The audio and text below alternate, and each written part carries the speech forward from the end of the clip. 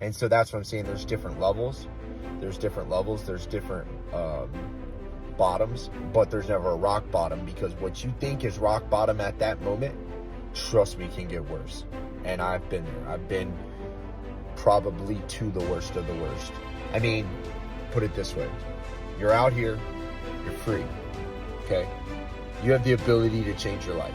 You actually have the ability to go get a job if you want, or you have the ability to, help your family, do whatever. You have the ability to change.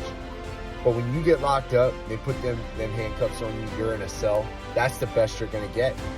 The best you're gonna get is some money on your books, a letter in the mail, and a fucking jail cell 20 hours a day, depending on where you're at. That's the best, okay? No matter how hard you try, you can get maybe a jail job or a prison job. You might have a little hustle doing tattoos or making candy or whatever all the other little hustles are. That's as good as you're gonna get. You have no car, you have no girl, you have no family, you have nothing. And so some people thrive in that environment.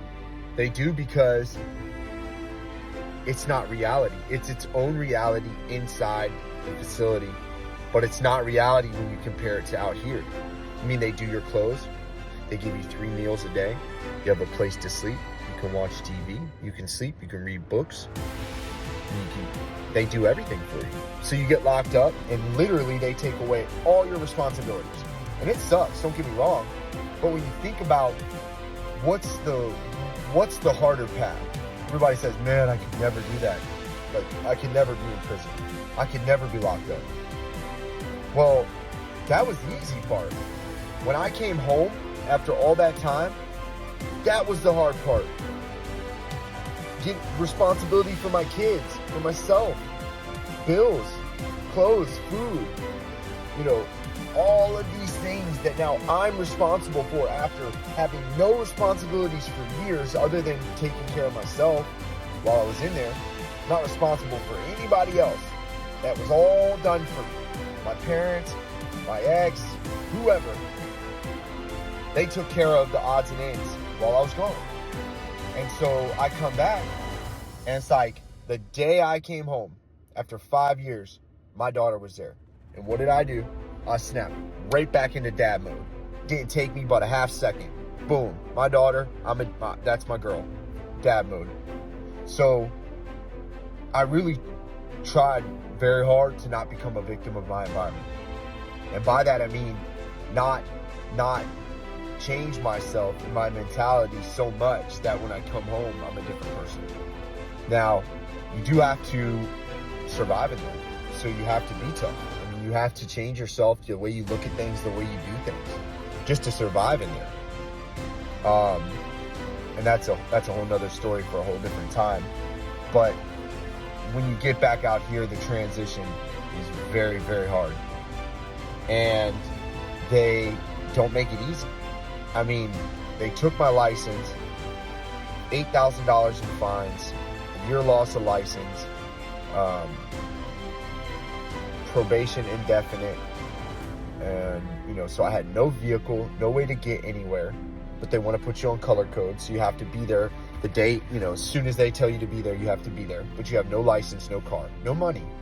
Then you have to go to the RACSB, and you have to go to the DMV, then back to there, then you got to go to the courthouse, then you got to get this signed, then you go back to the DMV, then you have to take a driver test, then you have to prove insurance.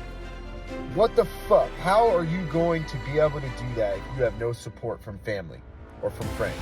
I mean, you come home, maybe you burn all your bridges, maybe all your family's dead. It could be a million things. How do they expect you to come home after that time? And the whole point of prison is to change you, is to help you, is to bring you back to, not being a junkie, not breaking the law. It's supposed to be a punishment, just like a child gets spanked.